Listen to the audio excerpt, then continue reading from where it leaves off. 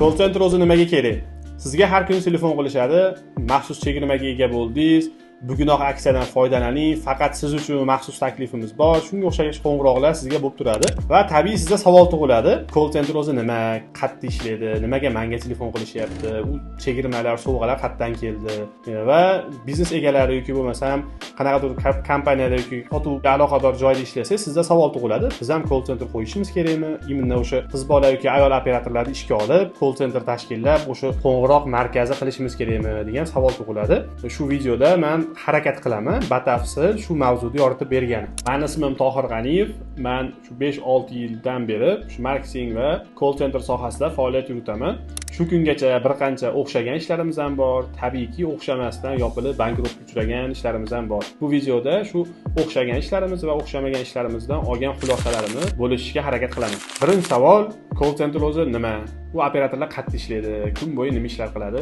Biz odatda bitta magazin ochib yoki bo'lmasa qanaqadir ishlab chiqarish ochib, bor klientga savdo qilib yoki bo'lmasa mahsulot sotib o'rganib qolganmiz. Ya'ni magazin ochdingiz, klientlar o'zi kimdandir eshitib, ammasi, xolasi, buvasi yoki bo'lmasa qanaqadir qo'shnisi, o'rtog'i kelib mahsulot xarid qiladi, kimgadir aytadi, u yana kimgadir aytadi. Shunaqa qilib sotib kelganmiz shu paytgacha. Va servislar ham qanaqadir avtoservisingiz bormi yoki bo'lmasam ustachilik qilasizmi? Doimiy shu sarafan marketing orqali savdo qilib o'rganganmiz. Ya'ni kimgadir aytib savdo bo'lgan. Endi bu davrlar o'tib ketdi. Buni isboti ko'p bizneslarda va ishlab chiqarishlarda savdo pastligi. Hozir xatga qarasangiz, hamma menda savdo pasayib ketdi, odamlardan pul qochdi degan gaplar bor. Xitoy O'zbekiston bozoriga kirib keldi deyapti. Buni hammasi yuqorida aytgan gapimni, ya'ni o'sha davrlar o'tib ketdi degan gapimni isboti. Keling, men sizga noldan tushuntirib beraman. Sotuv 5 ta davrga bo'linadi. Xuddi 1-asr, 2-asr, hozir mana 21-asrda turganimiz singari sotuvda ham o'zining davrlari bor. Hozir butun dunyoda 5-davrda ketyapti sotuv. Men hozir 1dan 5gacha sotuv davrlarini sanab beraman. Siz o'zingizni ishxonangizni yoki bo'lmasam o'zingizni biznesingizni sotuv bo'limi qaysi davrdaligini o'zingiz uchun bitta analiz qilib olasiz. Birinchi davr urush davrlari yoki bo'lmasam ishlab chiqarish tanqis davrlari. Ya'ni tasavvur qiling, bozorda 500 mingta poyabzal ishlab chiqariladi, ya'ni oyoq kiyim ishlab chiqariladi, lekin oyoq kiyim kiyadiganlar 700 ming yoki bo'lmasam 1 millionta. Ishlab chiqaruvchi farqi yo'q. Zavod ishlab tursa bo'ldi, mahsulot sotilgan. Birinchi davr shunaqa bo'lgan. Nima ishlab chiqarsiz, klient tayyor bo'lgan. Uni qanaqadir bozorga olib borib, kimgadir tavsiya qilib yoki bo'lmasam marketingga pul sarflab sotishingiz shart bo'lmagan. Ishlab chiqargan narsangiz sotilgan. Birinchi davr shu. Endi ikkinchi davr bu misol uchun urushlar tugadi yoki bo'lmasam ishlab chiqarishlar yo'lga qo'yildi. Tenglik boshlandi. 1 millionta oyoq kiyim ishlab chiqarilyapti. Zavodlar, tadbirkorlar ko'paydi va foydalanuvchilar soni ham 1 millionta. Endi bu davrda bozorlar shakllanib, bozorga, rastaga nima qo'ysiz, sotilishni boshlaydi. Ya'ni siz magazin ochasiz yoki bo'lmasam bozorga, rastaga tovaringizni qo'yasiz, bo'ldi. Klient kelib, hattan sizni mahsulotingizni xarid qilib olib ketadi. Ikkinchi davr shu. Uchinchi davr, bozorda mahsulotlar to'ldi, ishlab chiqaruvchilar ko'paydi, tadbirkorlar ko'paydi, iste'molchilarga nisbatan ishlab chiqarish hajmi oshdi. Endi bu paytda nima bo'ldi? Uchinchi davrda odamlar tushundi, mashhur odamlar orqali yoki bo'lmasam qanaqadir propaganda orqali brendlarni sotish, narxlarni oshirish yoki avtoritet brendlarni shakllantirish boshlandi. Uchinchi davrda shu brend strategiyasi qo'llangan va shu brend shakllantirgan kompaniyalar yoki bo'lmasam servislarni sotuvi oshgan. To'rtinchi davrda bozorda hamma joyda brend bo'lib ketdi. Chiroyli logotiplar, showroomlar, call center, operatorlar, sotuv bo'limi, bonuslar va hokazo. Endi 4-davrda nimasi bilan katta kompaniyalar ajralib turdi yoki bo'lmasam ko'p sotgan kompaniyalarda muvaffaqiyatli ustunlik tomon nimada bo'ldi desa, siz ruchka sotasiz. Ruchkaning yana bitta qulayligi bor.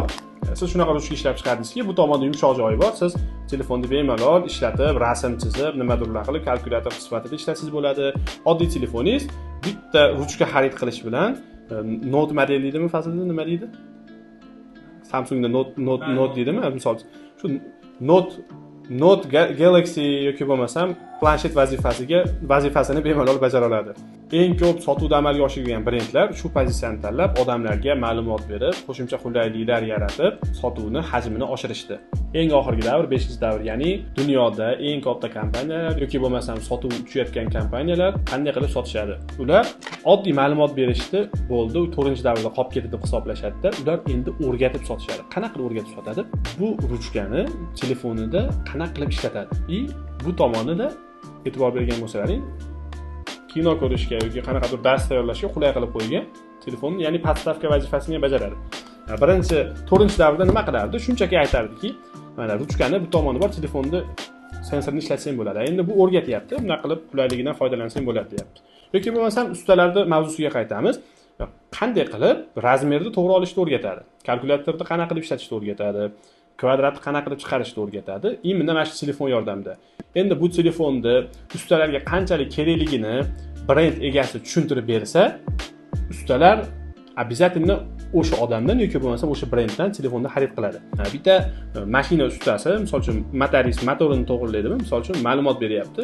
Mashinani 2 minut qizdir yoki bo'lmasa oddiy suv quyma, nimadirlar qil deb, plus kundalik haydovchilarga yoki taksistlarga mashina haqida foydali ma'lumotlar beryapti. Endi odamlar birinchi bo'lib mashinasi buzilganda kim xayoliga keladi? Tabiiyki, o'sha usta xayoliga keladi. Sabab u har kuni foydali ma'lumot beryapti. Qanaqa qilib mashinani tuzatishni o'rgatyapti, qanaqa qilib mashina haydashni o'rgatyapti, qanaqa qilib ekonom qilishni o'rgatyapti. Bu orqali o'rgatayotgan odamni avtomatik sotuvi oshyapti. Sabab o'rgatayotgan odamga mijozning moyilligi ortadi.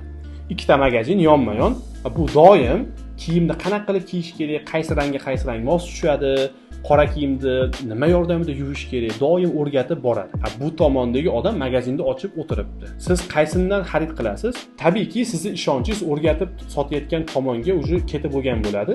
Bu magazindan xarid qilish ehtimoliyat pasayib ketadi.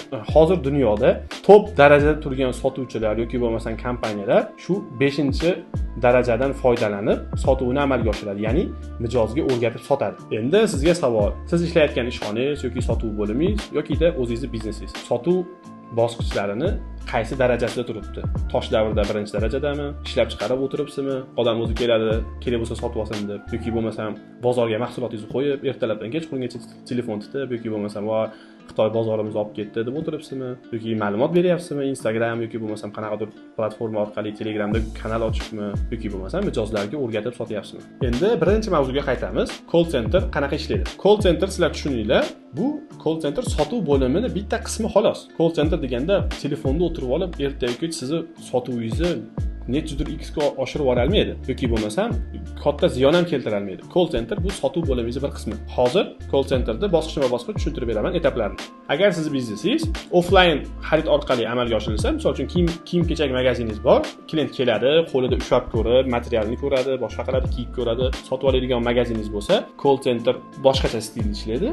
Yoki marketplace ishlasangiz, misol Uzumga o'xshagan yoki bo'lmasam Instagram orqali sotuvlar qiladigan bo'lsangiz, unda telefon orqali sotasiz. Tabiiyki, sabab sizni odam Instagramda ko'radi, call centeringizga telefon qilib zakaz beradi yoki bo'lmasam direktdan so'raydi sizga mahsulotingiz qancha, skidka qilib berasizmi, boshqami, garantiyangiz bormi deydi, dastavka ichidami, bepulmi yoki shunga o'xshash savollar berib sotadi. Bu yerda call center ishlaydi.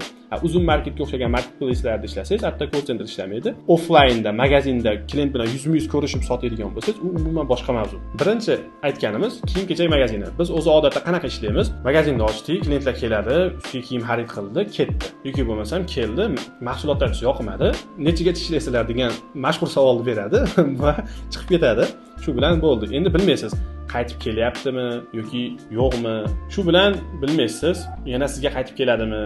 yoki bo'lmasam o'sha siz yopilgan ishcha qaytib keladimi? Keyin siz mahsulot sotganingizdan keyin hozir qaysi magazindan kiyinyapti? Bahorga qanaqa kiyim oldi? Kuzga qanaqa kiyim oldi? To'yga qatdan kiyinyapti? Siz hech qanaqa ma'lumotingiz yo'q. Shunchaki klientingiz kelib ketadi. Yoki bo'lmasam telefon magaziningiz bor, klientingiz telefonda oldi va ketdi. Siz hozir uni klientingiz qanaqa telefon ishlatyapti? Yangi telefonga ehtiyoji bormi? Qaysi magazindan endi telefonini upgrade qilyapti? Hech qanaqa ma'lumotingiz yo'q. Siz doim yangi klientlar bilan, bir martalik klientlar bilan ishlab vaqtingizni o'tkazasiz. Tizimlashgan sotuv bo'limida qanaqa tartib bo'ladi? Magaziningizga kiyim xarid qilish uchun mijoz keldi, chiroyli qilib magazinda aylantirdingiz, chiroyli luklar qilib berdingiz va mahsulotni xarid qildi, ketdi. Siz unga qaytib nomerini birinchi bo'lib o'zi nomerini olib olish kerak, misol. Hech bo'lmasa oddiy ma'lumotlari bo'lishi kerak. Telefon raqami, ismi yoki bo'lmasa nima xarid qilgani. Siz nima qilasiz? 5 kun yoki 1 haftadan keyin telefon qilasiz. Misol, Sardor aka, sizga mahsulotlarimiz yoqdimi? Kiyim razmeringizga to'g'ri keldimi? Yuvganingizdan keyin kichkina bo'lib qolmadimi? keldimi, dadangizga hadya qilgan ko'ylagingiz to'g'ri keldimi, yaqinlaringizga ham tavsiya qila olasizmi deb shunga o'xshash savollarni berasiz va unda siz iliq munosabatlarni birinchi etapda o'rnatasiz. Birinchi bosqichda shunchaki siz xabar olishingiz kerak bo'ladi. Hech qanaqa mahsulot tiqishtirib, aksiya bor yoki mana bunaqa ko'ylak kelgan, iminda sizga degan narsa tiqishtirilmaydi. Birinchi bosqichda uni iletib olasiz. Endi ikkinchi bosqichda tavsiya qilishingiz so'raladi. Yana aloqaga chiqyapsiz, bir oydan yoki 15-20 kundan keyin Sardor aka, mahsulot sizga yoqqan bo'lsa, sizga narxi, sifati qulay bo'lgan bo'lsa, to'g'ri kelgan bo'lsa, nimaga yaqinlaringizga tavsiya qilmaysiz yoki bo'lmasa kimnidir olib kelmayapsiz? Biz noto'g'ri muomala qildikmi, nimadir bo'ldimi deb uni ozgina ko'nglini olib, uni tavsiya qilish kun deysiz. Ya'ni sarafa marketing tanishlarni olib kelish kun deysiz. Bu ikkinchi bosqich. Endi uchinchi bosqichda qayta sotuvni boshlaysiz. Ya'ni birinchi oy undan hol ahvol so'radingiz, ikkinchi oy yaqinlarni olib kelishni so'radingiz, uchinchi oy o'zi fasl almashadi. Yozda siz futbolka sotgansiz, qanaqadir yupqaroq shim yoki oddiy obuv sotgansiz, yupqa endi kuz kelyapti, unga telefon qilasiz. Misol, Sardor aka, zo'r kolleksiyalarimiz keldi. Sizni qaddi qomatingizga mos tushadigan yoki bo'lmasam semizroq odam bo'lsa, sizni formada ko'rsatadigan yoki bo'lmasam ozg'in odam bo'lsa, sizni to'lacharoq ko'rsatadigan kiyimlarimiz keldi, mahsulotlarimiz keldi, sifati mos sizga yoki bo'lmasam, imенно siz misol bachkanalikni yomon ko'radigan klientsiz sizga imенно skromniy zo'r narsamiz kelgan. Siz keling, men telegramingizga tashlab beraman degan ma'lumotlar berasiz. Bu uchinchi bosqichda bo'ladi. Bizda doim nima bo'ladi? Birinchi bosqichda hamma mahsulot tiqishni boshlaydi, sotishni boshlaydi. Yo'q, u narsa yaxshi ishlamaydi. Tizimlashtirilgan sotuv bo'limida etaplari bo'ladi. Mahsulot klientni birinchi iletasiz, ishonchini qozonasiz, keyin sotuvga o'tasiz. Call center shunaqa tartibda ishlaydi. Klientlarni birinchi kontaktlarini, bazalarini yig'asiz, ulardan xabar olasiz, yaqinlarga tavsiya qilishni so'raysiz, keyin sotuv qilasiz. Call centerda umumiy stili shunaqa bo'ladi. Endi sizda savol tug'iladi. Absolyutno men call center qo'yib, iminni o'sha qizlarni ishga olib, qanaqadir bitta virtualniy raqam olib, damashni qo'yib, shunaqa qilib ishlashim kerakmi? Qanaqadir programmalarni ustanovka qilib, qanaqadir bitta joyda ofisda olib, o'sha yerga operatorlarni ishga qo'yishim kerakmi? Shunchalik boshoqli narsami degan savol tug'ilishi mumkin. Yo'q, siz o'ylaganchalik bu murakkab narsa emas. Men tartibini hozir tushuntirib beraman. Qanaqa qilib o'zingiz bu call centerda to'g'rilasangiz bo'ladi yoki bo'lmasam noldan sekin olib chiqsangiz bo'ladi. Birinchi etapda sotuv bo'limingizda nechta odam bo'lsa, hammani yig'asiz va bor kontaktni dasturxon ustiga tashlaysizlar. Ya'ni sizning telefoningizda qanaqadir kontaktlar bor yoki qaysi sotuvchingiz Telegramida yozishmalari bor, kimdir Instagramga javob bergan, kimdir oddiy kirish-chiqish zvonoklari bor. Hamma kontaktlarni yig'asizlarda klientlaringni birinchi 100 ta chiqadimi, 50 ta chiqadimi, 1000 ta chiqadimi, hamma kontaktni birinchi yig'ib olasizlar. Uni xohlasangiz oddiy listga yozing, xohlasangiz Excelga tushiring kompyuter bo'lsa, xohlasangiz telefoningizga tartiblab chiqing, farqi yo'q, lekin bitta jamlangan bo'lishi kerak. Birinchi etapda hammasini jamlab oldingiz. Ikkinchi etapda shu bor kontaktlaringizni, bazalaringizni yig'dingiz. Bitta muammo bo'ladi. Nomeri bor, ismi yo'q yoki bo'lmasam ismi bor, nomeri bor, nima xarid qilganini bilmaysiz. Endi siz sekin u yoqdan bu yoqdan avrab telefon qilasiz. Sandal aka, siz misol uchun Apple degan magazindan narsa xarid qildingiz. Men o'shuni menejeriman yoki bo'lmasam mutaxassisman yoki sotuvchisiman deysizmi? Men sizga hol ahvol so'rab aloqaga chiqyapman. Xizmatlarimiz yoqdimi? Nimaga yo'q bo'lib ketdingiz? 5 oy bo'ldi yoki 6 oy bo'ldi yoki bo'lmasam 1 yil bo'libdi bizdan mahsulot xarid qilmaganingizga. Nima sabab bo'lyapti bizga kelmayotganingizga yoki bo'lmasam nimaga birovlarga tavsiya qilmayapsiz? Undan birinchi etapda hol ahvol so'raysiz. Hech nima tiqishtirmaysiz. Hech qanaqa taklif ham bermaysiz, "Voy keling, men sizga arzon qilib beraman" ham demaysiz. Siz undan hol ahvol so'raysiz. Biz tomondan kamchilik bo'lmaganmi? Qaysi bir xodimim noto'g'ri gapirmaganmi? Sizni magazinimizda kutishdan xursand bo'lamiz, yana ko'rsak xursand bo'lamiz degan o'zingizni pozitsiyangizni bildirib qo'yasiz. Mahsulot sotib oling yoki chegirma demaysiz, shunchaki magazinimizda sizni kutishdan xursand bo'lamiz deysiz. Endi buni telefon любой biznesga ishlasangiz bo'ladi. Avtoservisda bo'lsangiz aytasiz, misol, sizni mashinangizni tuzatib berdik, 6 oy bo'libdi kelmaganingizga yoki bo'lmasa 1 yil bo'libdi, nima shunaqa ham zo'r tuzatib berdik, qaytib kelmaydigan bo'lib qoldimi mashinangiz yoki bo'lmasa ko'nglingiz to'lmaganiga boshqa ustalarga borib yuribsizmi? Hamma biznesga to'g'ri kelaveradi. Birinchi bo'lib shu iliqlikni yuzaga keltirib oladi. Endi bu suhbatlar davomida haligi chala anketani to'ldirib ketamiz.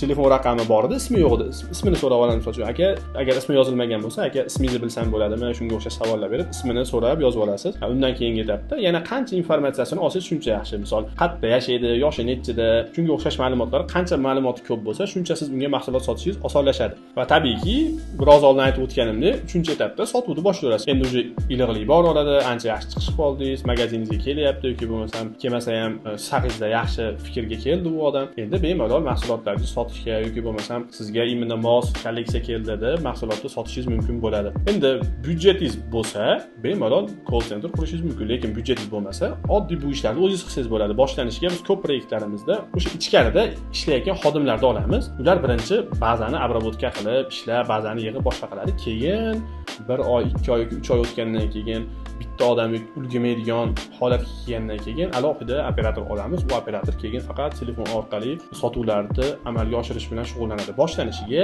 o'zingiz yoki qanaqadir qaysidir xodimingiz yoki kunda qaysidir qismida bo'sh xodimingiz ham bemalol klientlaringizga telefon qilsa bo'ladi. Sabab bir kunda magaziningiz yoki servisingizda 20 ta, 30 ta, 40 ta mahsulot sotishingiz mumkin. Bitta klient bilan 2 minut, 3 minutdan gaplashganda ham bemalol kunda yarim qismida bemalol bitta xodimingiz u klientlaringiz bilan bemalol gaplashib chiqaradi. Qachonki klientskiy bazangiz kattalashib ketib, bitta xodim yarim kunda 2-3 soatda ulgurmaydigan holatga kelganda alohida call centerga xodim olib, uni o'qitib, o'rgatib, sotuvni bo'limini tashkillashtirsangiz bo'ladi. Ustozimiz Akmal Fayziyevning bir gaplari bor. Call center va sotuv bo'limini asosiy vazifasi leadni parvarishlash. Lead bu mijozni parvarishlash. Ya'ni aytib o'tganimdek, xarid qilgan mijozdan xabar olish, mahsulot yoqdi, yoqmadi uni so'rash, keyingi etapida undan yaqinlariga tavsiya qilishini so'rash va undan oxirgi etapida yana qayta xaridni amalga oshirish. Xuddi gulni parvarishlaganingizdek yoki daraxt ekib uni sug'organingiz kabi mijozni ham parvarishlash deyiladi. Endi siz call center qanaqa ishlaydi, operatorlar o'zi kimlar? Bu savollarga qisman javob oldingiz. Bu aytganlar o'zimni tajribamdan kelib chiqqan xulosalarim. Yana qanaqadir mavzular qiziq bo'lsa, yozib qoldiringlar. Men imkon qadar video tariqasida javob berishga harakat qilaman. Sog' salomat bo'linglar. Ketgan vaqtlaringga rozi bo'linglar.